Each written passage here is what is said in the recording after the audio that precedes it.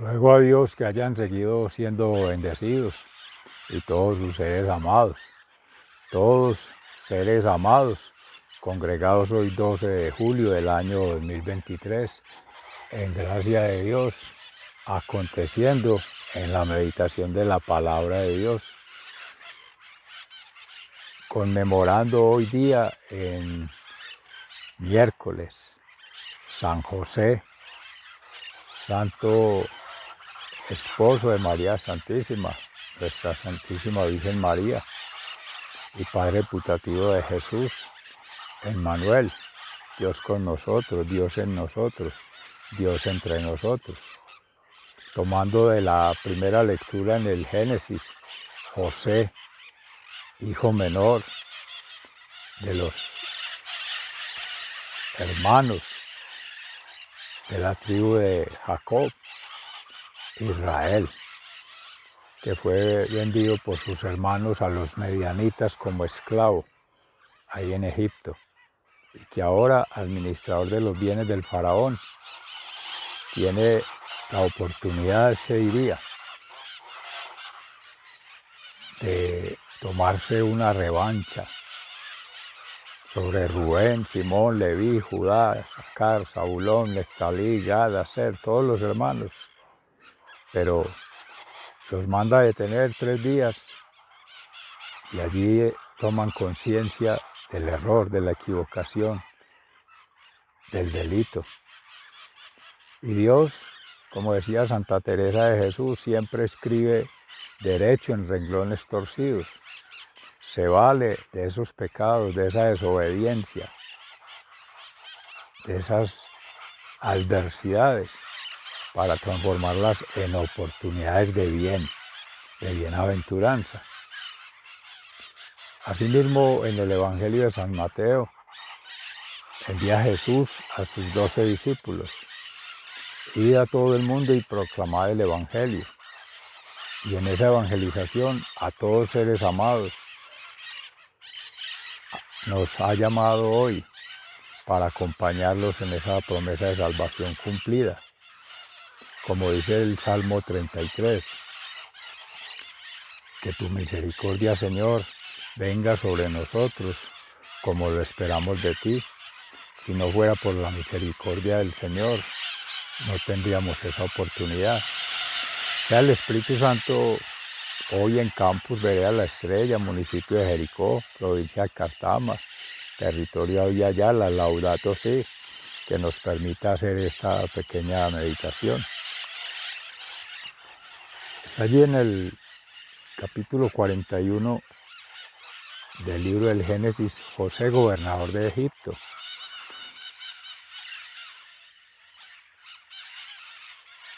El plan le pareció bien al faraón y a sus funcionarios, así que el faraón les dijo: ¿podremos encontrar otro hombre como este que tenga el Espíritu de Dios?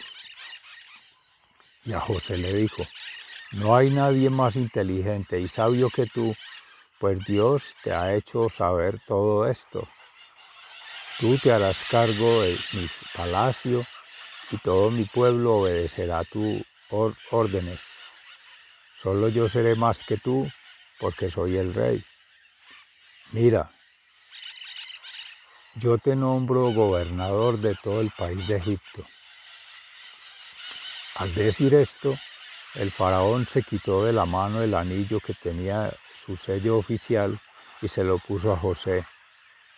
Luego ordenó que lo vistieran con ropas de lino muy fino y que le pusieran un collar de oro en el cuello. Después lo hizo subir en el carro que siempre iba después del suyo y ordenó que gritaran delante de él: abran paso. Así fue como José quedó al frente de todo el país de Egipto. Luego el faraón le dijo: aunque yo soy el faraón, nadie en todo Egipto moverá un dedo sin tu permiso. El faraón le puso a José el nombre egipcio de Safenai-Paneja y lo casó con Asena, la hija de Potífera, sacerdote de la ciudad de On. Así quedó José al frente de Egipto. José tenía 30 años cuando lo llevaron ante el faraón, el rey de Egipto. José se despidió del faraón y comenzó a viajar por todo Egipto. La tierra produjo muchísima durante los 7 años de abundancia. Y José recogió todo el trigo que hubo en el país durante esos 7 años. Lo guardó en las ciudades, dejando en cada ciudad el trigo recogido en los campos vecinos. José recogió trigo como si fuera arena del mar. Era tanto el trigo que dejó de medirlo, pues no se podía llevar la cuenta. Antes de que empezaran los años de escasez, José tuvo 2 hijos con su esposa Asenat. Al primero lo llamó Manasés, porque dijo: Dios me ha hecho olvidar todos mis sufrimientos y a todos mis parientes. Al segundo lo llamó Efraín, porque dijo: Dios me ha hecho tener hijos en el país donde he sufrido.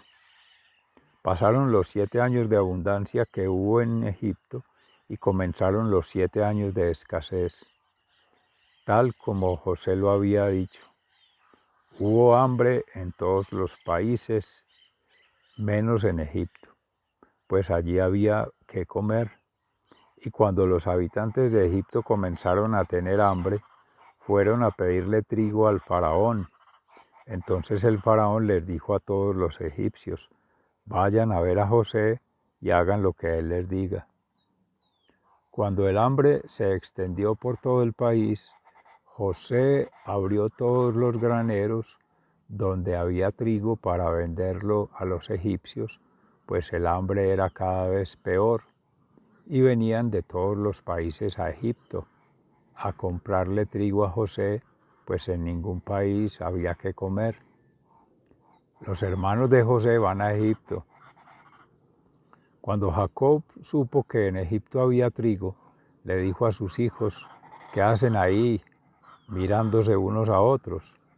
Me han dicho que en Egipto hay trigo, vayan allá y compren trigo para nosotros, para que podamos seguir viviendo. Entonces 10 de los hermanos de José fueron a Egipto a comprar trigo. Pero Jacob no dejó ir a Benjamín, el hermano de José, porque pensó que podría pasarle algo malo. Los hijos de Israel fueron entre otros que también iban a comprar, porque en toda la tierra de Canaán había hambre. José era el gobernador del país y el que vendía trigo a la gente que llegaba de todas partes. Cuando sus hermanos se presentaron ante él, se inclinaron hasta tocar el suelo con la frente. José reconoció a sus hermanos y en cuanto los vio, pero hizo como que no los conocía y les preguntó en forma brusca: ¿ustedes de dónde vienen? Venimos de Canaán a comprar trigo, contestaron ellos. Aunque José reconoció a sus hermanos, ellos no lo reconocieron a él. Entonces José se acordó de los sueños que había tenido acerca de ellos y les dijo: ustedes son espías, solo vienen a ver cuáles son los puntos débiles del país. No, señor, contestaron ellos, nosotros sus servidores hemos venido a comprar trigo. Todos nosotros somos hijos del mismo Padre, somos gente honrada, nunca hemos sido espías. No es cierto, insistió José, ustedes vienen a ver cuáles son los puntos débiles del país. Pero ellos contestaron: los servidores de usted como 12 hermanos, hijos del mismo Padre, y vivimos en Canaán.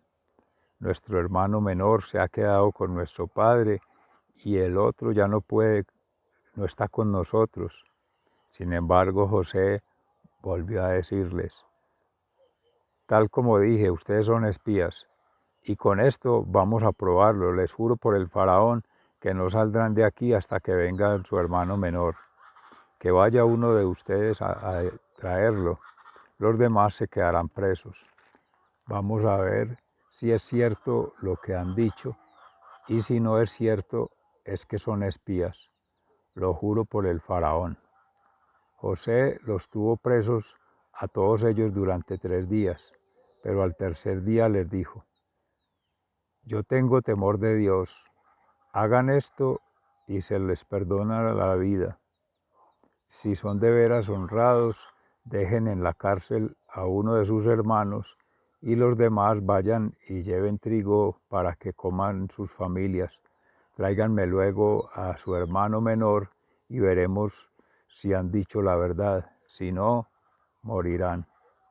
Ellos aceptaron, pero se decían el uno al otro: verdaderamente nos portamos muy mal con nuestro hermano, pues no le hicimos caso cuando nos rogaba que le tuviéramos compasión, aunque veíamos que estaba afligido. Por eso ahora nos ha venido esta aflicción.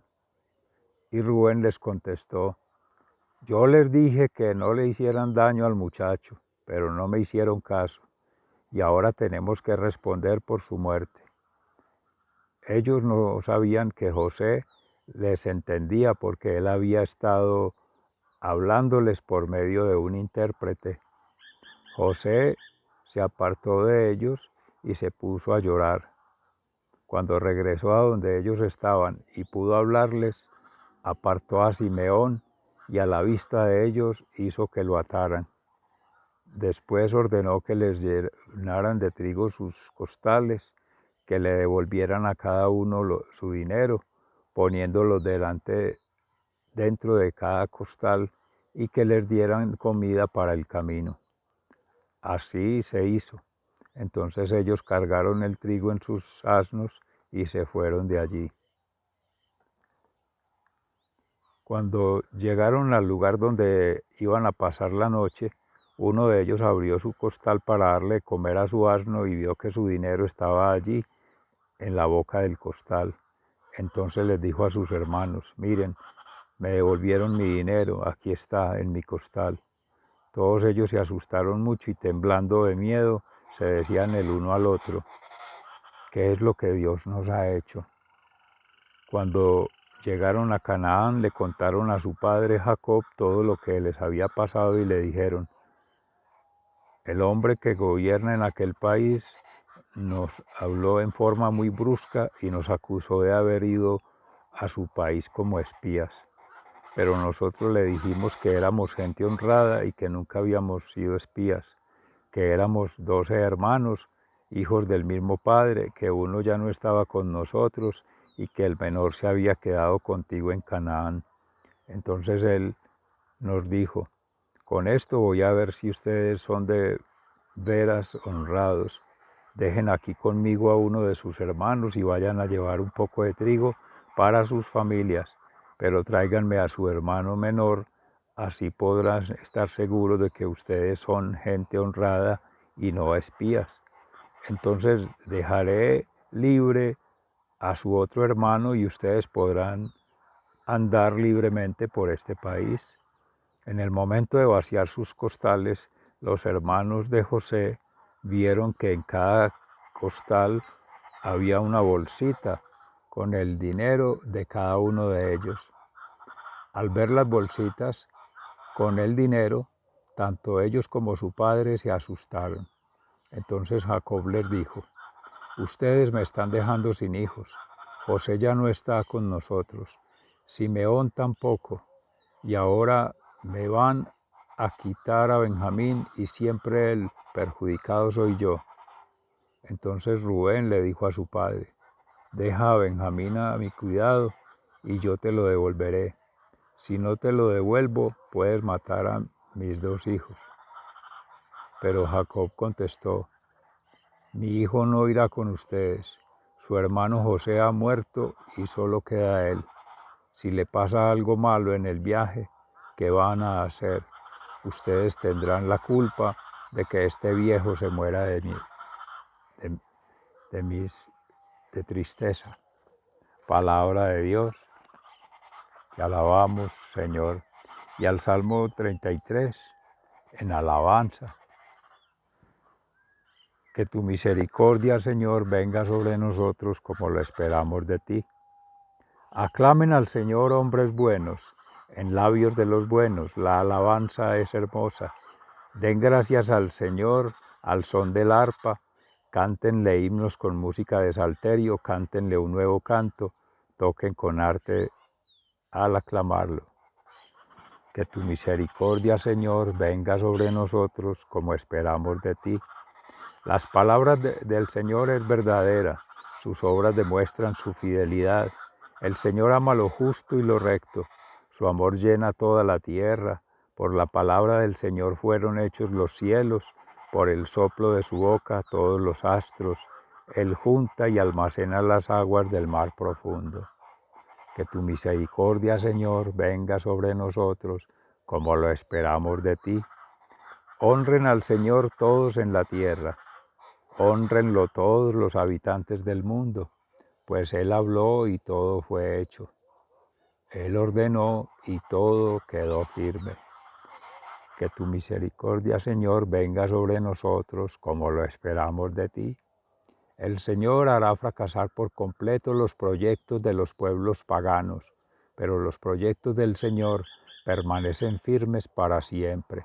Feliz el pueblo cuyo Dios es el Señor, el pueblo que ha escogido como suyo. Que tu misericordia, Señor, venga sobre nosotros como esperamos de ti. El Señor mira desde el cielo y ve a todos los hombres, desde el lugar donde vive. Observa a los que habitan en la tierra. Él es quien formó sus corazones y quien vigila todo lo que hacen. Ningún rey se salva por su gran ejército, ni se salvan los valientes por su mucha fuerza. Los caballos no sirven para salvar a nadie, aunque son muy poderosos, no pueden salvar. Que tu misericordia, Señor, venga sobre nosotros, como esperamos de ti.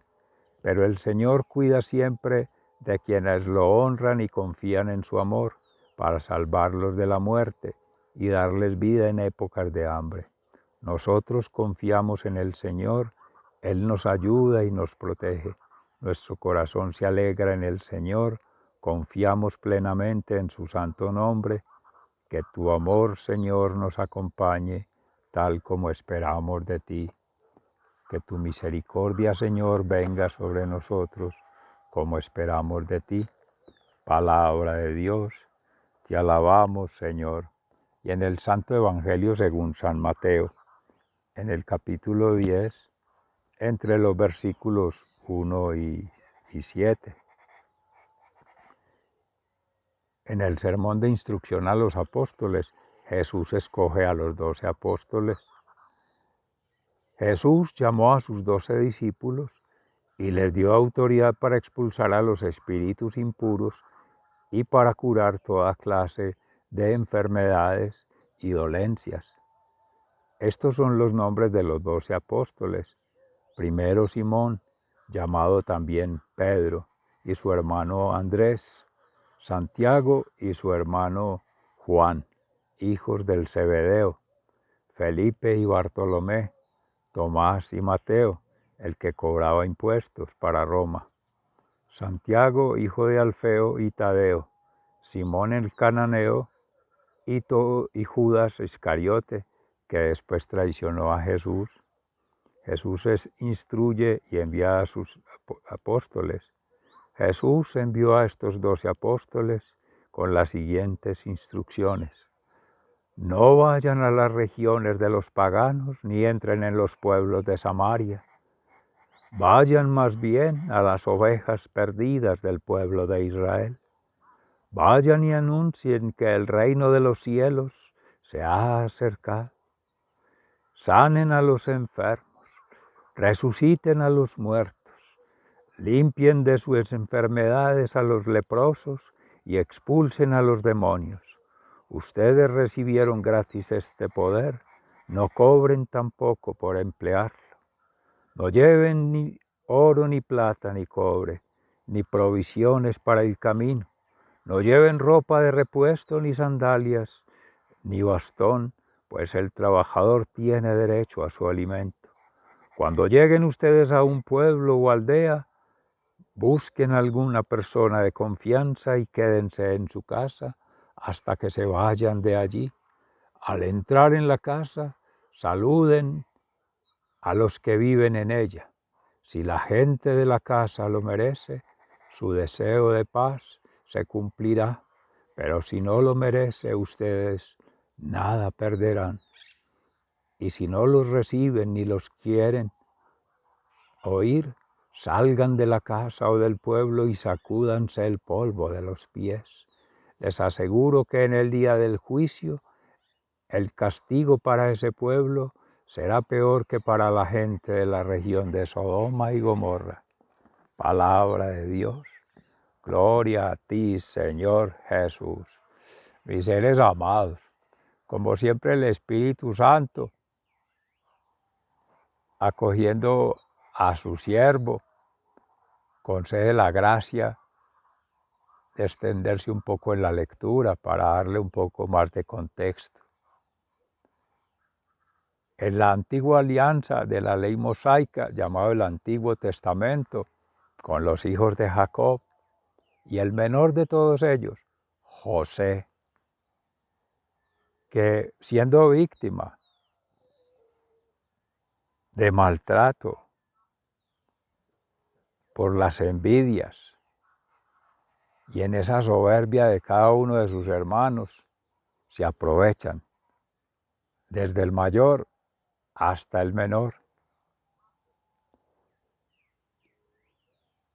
En cada uno de ellos, 12 tribus, 12 seres, con una impronta del Creador distinta, pero que en toda la unidad son las 12 tribus de Israel, antes Jacob, y que viene la descendencia de Isaac y del padre Abraham.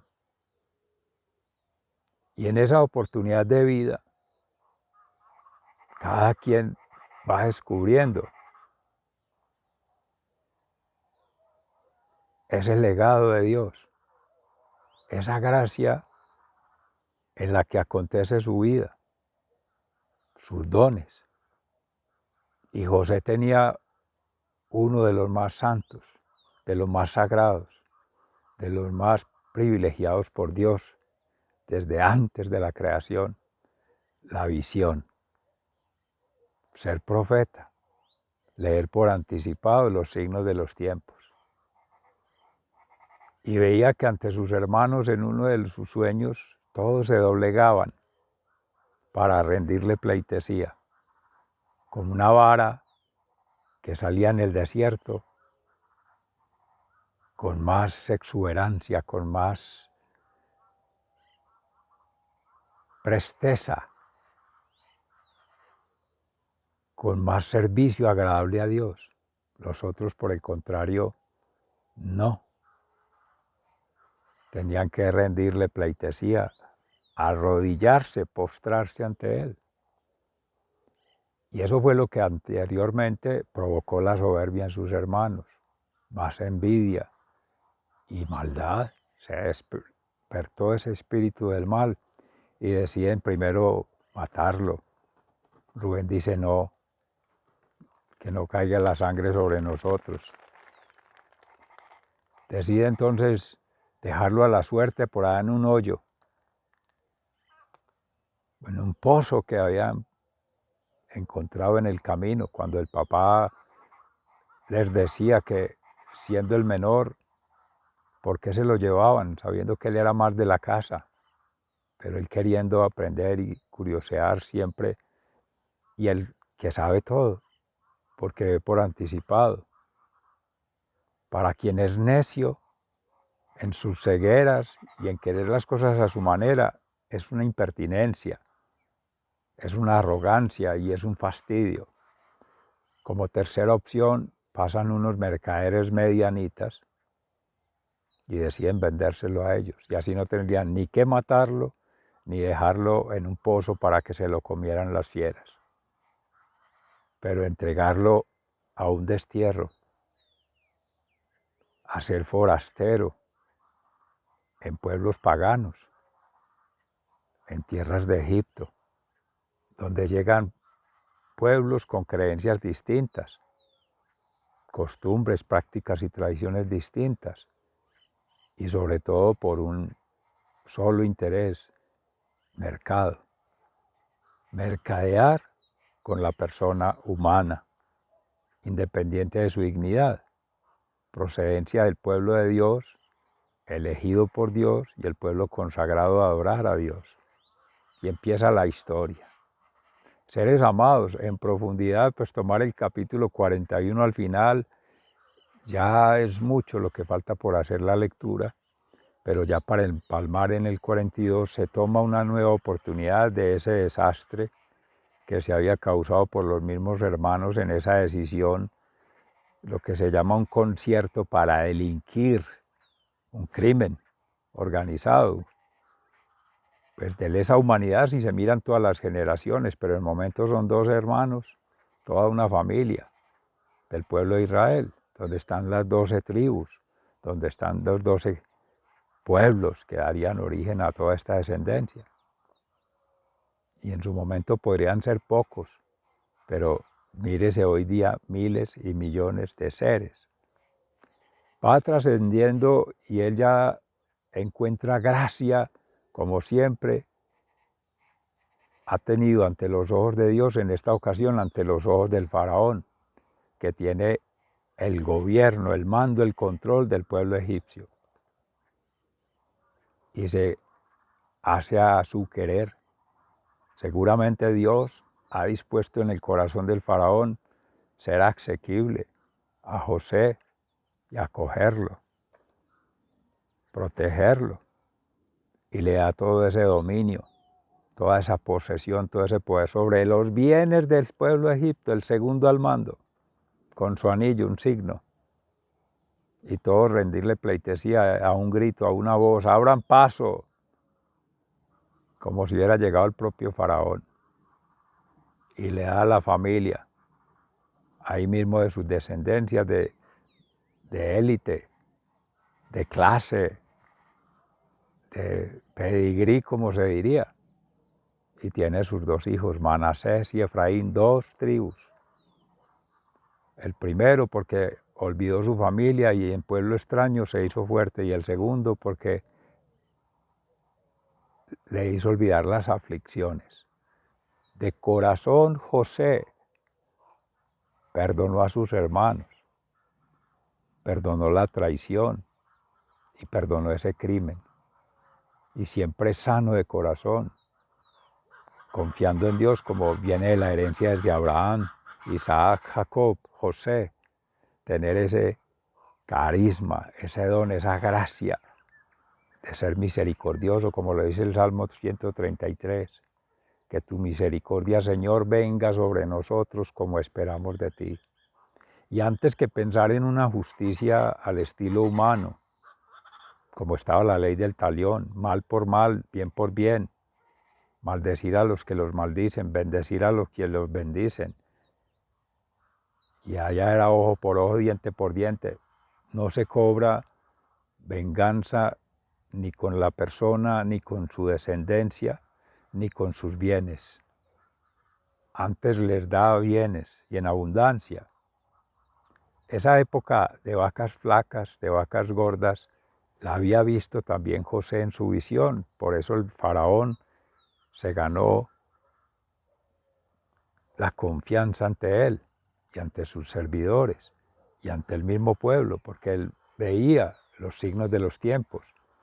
Pues viene una oferta de vacas gordas, vacas, como se dice, y vacas flacas. Viene una época de oferta y otra de escasez.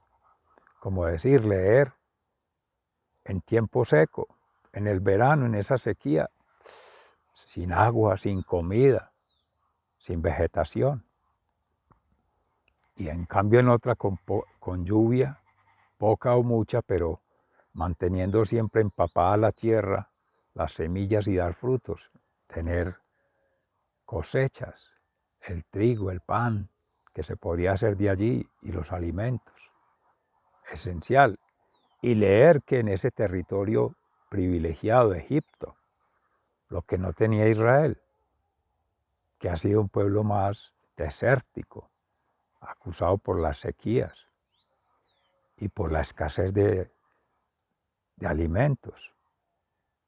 Y siendo pueblo pequeño, pero también muchas necesidades, porque se reproducen mucho los hijos de Dios, seres amados. Y toda esa maravillosa narrativa que es haber sido sujeto de esclavitud José, en el signo que representa ello, es el pueblo de Israel quien más adelante va a ser esclavo del pueblo egipcio. Pero todo eso habrán de ser desenlaces posteriores, pero lo maravilloso de esta síntesis es que Dios, como decía Santa Teresa de Jesús, escribe derecho en renglones torcidos. No importante nuestros pecados, nuestras culpas, nuestros daños ante Dios, Él toma en su misericordia, con la justicia divina que es santidad, una oportunidad por el amor que siempre nos ha tenido para seguir escribiendo la historia de vida con cada quien. Por eso, en el Evangelio de San Mateo, ya pasando a la nueva alianza de esta historia de salvación que se teje a pulso, Jesús venía como maestro, como sacerdote, como profeta, haciendo sus declaraciones de amor del Padre Creador con Él, en su autoría, haciendo con autoridad expulsión de demonios, sanación, pero más que todo el alma, sanación de la mente y sanación del cuerpo, esa liberación de demonios interiores, pero sobre todo de demonios exteriores.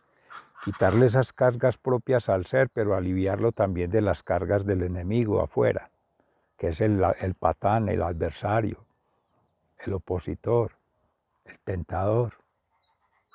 Pero se requiere un balance, y ahí es donde viene el control sobre sí mismo,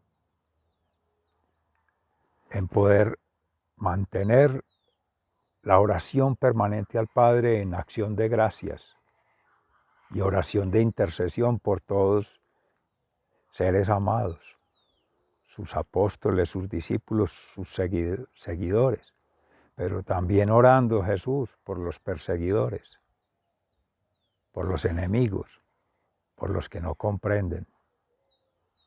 Muchos porque no tienen la gracia de haber tenido la fe, pueblos paganos, pero otros porque habiendo tenido la fe o supuestamente tener la fe, la han perdido o la han transgredido o la han sometido a su propio gusto, a su propio placer, a su propia vanidad, porque no es ni orgullo. El orgullo es ser hijos de Dios, pero irse contra Dios es vanidad, que raya muy amorosamente con la estupidez, con la ignorancia. Perdona a los padres, porque no saben lo que hacen. Y sabe el nombre de todos y de cada uno, desde escrito, y el Espíritu Santo cómo va ese maestro interior leyendo el libro de la historia sagrada y los libros de todo uno y cada uno, de todos uno, porque en Manuel Dios en todos, con todos y por todo. Dios en nosotros, Dios con nosotros, Dios entre nosotros. Entonces la Sagrada Familia tiene acceso al libro sagrado desde la primera página hasta la última, desde el primer autor hasta el último, desde el padre Abraham hasta el Apocalipsis, desde Rubén, el primero de la tribu de Jacob, hasta José, y ahora desde el primer apóstol, Simón, Pedro, hasta el último de todos ellos, el traidor. Y cada uno con una impronta, un carisma. Y ahí tiene dones, gracias, talentos, virtudes, pero virtudes teologales, que vienen por la fe, también como virtudes humanas, que van aprendiendo, porque van comprendiendo el ser vida y obra de Jesús, conociendo con Jesús, y sobre todo conociendo la obra del Padre. Y en el plan divino, ¿cuál es su deber ser para aportar al plan de Dios? No el propio. Como dice por ahí en el Salmo 33, Dios desbarata los proyectos que no son acorde a su voluntad, que no encajan en el plan divino y que no van a la derecha de Dios. Por eso el faraón nombró a José su mano derecha, porque ya Dios tenía a José su mano derecha, para con esa misma oportunidad transformar lo que en desgracia habían hecho sus hermanos, no el padre Jacob, siempre protegiendo hasta el menor, al más débil, que lo tuvo en su mayoría de edad. Su abuelo Abraham iba a sacrificar a Isaac, lo más preciado. Este viejo, lo más preciado de su hijo, no lo quería perder. Seguramente ya por la tradición conocía de la historia del padre Abraham. Y no habría de hacer el mismo sacrificio. No se compara la fe. Más fe o menos fe y menos entre familia, eso es feo. Pero sí se podrá ver el valor, el significado, la importancia del hijo, en este caso el menor de todos, el más pequeño, el más débil, la ovejita. Mira que os envío como ovejas en medio de lobos, decía Jesús más adelante en otra de las narrativas de los evangelistas o del propio San Mateo, que por una famosa diosidencia conectaba ahí con la parroquia Luis Beltrán en Medellín, y Mauricio iniciaba por ahí un ciclo en tiempos de pandemia, eso es en Manrique, en el área metropolitana, y caía precisamente el Evangelio San Mateo sobre las ovejas, como el Papa Francisco, en esa misión apostólica de evangelización, toma del evangelista esta fase de formación, de instrucción sacerdotal, que es evangelizadora y es misionera. Los envía, más adelante dirá, de dos en dos. Y en ese proceso de llevar la doctrina de la Santa Iglesia, retomado desde el Evangelio, retomado desde la Antigua Alianza, siempre el mensaje es la historia de salvación, la buena nueva. Jesús en nosotros, Jesús con nosotros y Jesús entre nosotros, siempre llamando a cada quien por su nombre, mirándole a los ojos, cara a cara, pronunciando desde el corazón su nombre. Te conozco en lo profundo. Tienes poder para expulsar demonios, tienes poder para perdonar los pecados, tienes poder para bendecir los alimentos, las bienaventuranzas, que también llegaba por una diosidencia maravillosa del Espíritu Santo en el padre Hernán Castaño, del 12 de junio de este año, precisamente, 2023, que se leía las bienaventuranzas ahí en el Sermón del Monte, en Mateo.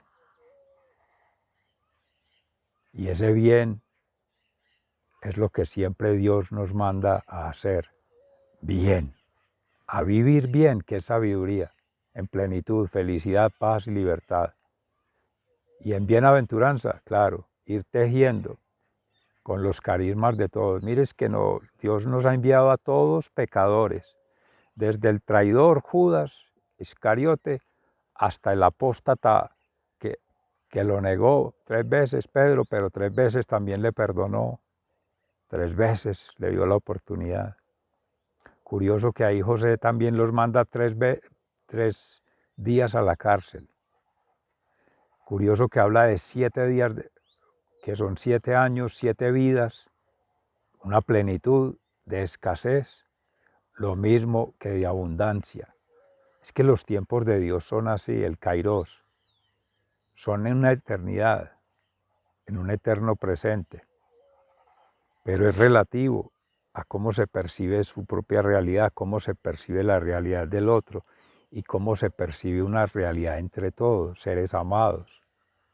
Siempre va a haber esa relatividad entre lo humano, pero frente al absoluto es una sola realidad.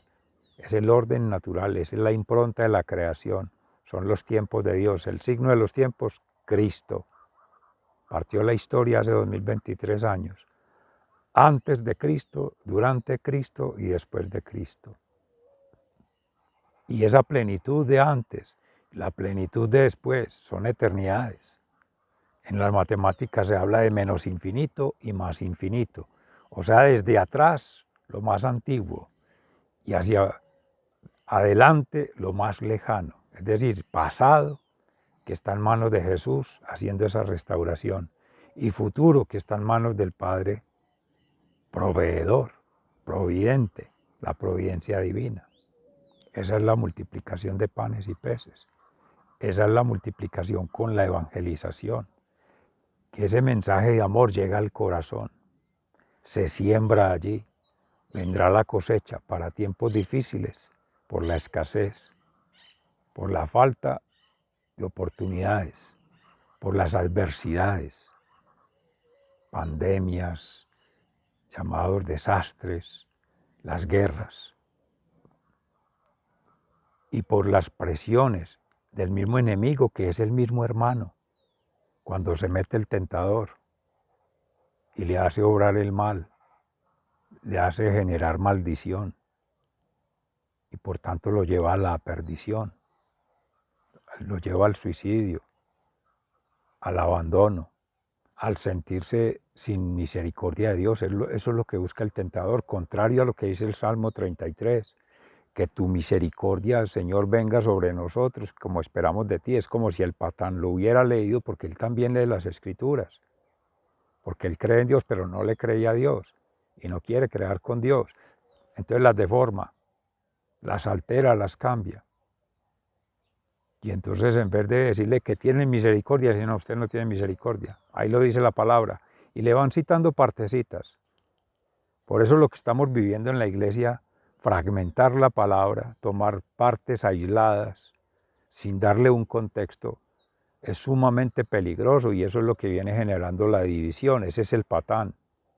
Se ha metido a la iglesia, se ha metido al corazón de la iglesia, sobre todo a los hermanos consagrados, y se ha metido con lo más sagrado, que es la devoción propia, la intimidad de cada quien, su fe. Lo decía el Señor en estos días, los milagros son por la fe de la persona, por la fe de la comunidad, por la fe del pueblo, y es lo que fundamenta nuestra comunidad cristiana. Y nuestros hermanos consagrados, llevar la grey, llevar el pedigrí, las ovejitas al rebaño es ello. Y ahí es donde tenemos que acompañarnos, porque somos también apóstoles por el bautismo. Somos también profetas y declarar la verdad. Y es la verdad de Cristo, lo decía Javier Oliveros, Baldás de Argentina, con No te lo cambien. Administradores de la verdad, porque la verdad es una, que es Cristo, Jesús el Cristo. Y eso hacen los hermanos consagrados, administrar. Y nosotros laicos comprometidos, ser facilitadores, ser promotores de la verdad y sobre todo dar testimonio de la verdad. Seres amados, sigan siendo bendecidos, se les ama fraternalmente, muy agradecido al Espíritu Santo por su inspiración, a ustedes por su buena disposición y a la divina providencia por esta maravillosa creación. Hasta pronto, que los siga bendiciendo el Señor.